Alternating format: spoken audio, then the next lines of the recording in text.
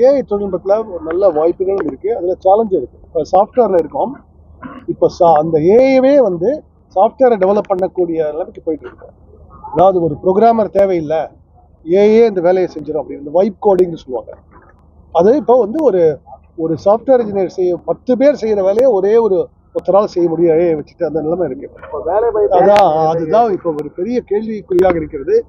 இதுவரைக்கும் வேலை வாய்ப்பில் ஒரு பெரிய தாக்கம் இருக்குன்னா இல்லை.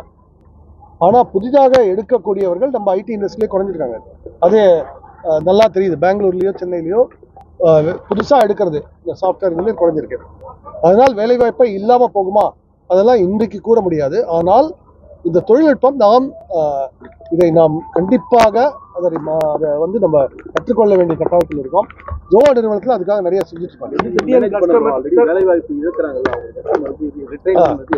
நீங்க பாத்தீங்கன்னா எல்லா தொழில் புரட்சியிலையும் இப்போ வந்து நெசவு தொழிலாளர்கள் எடுத்துக்கலாம்.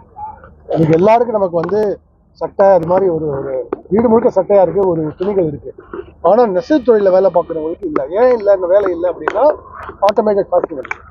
அதனால என்ன ஆயிடுச்சு, இப்போ நெசவு தொழிலில் இருந்தவங்கலாம் இன்னைக்கு சாஃப்ட்வேர் மற்ற பல துறையில் இறங்கிட்டாங்க.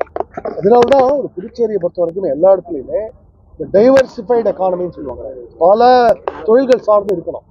இங்கே அதுக்கு தான் நான் சொன்னேன், பயோடெக்னாலஜி அந்த மாதிரி, அப்புறம் மெடிக்கல் டூரிசம், பல தொழில்கள்.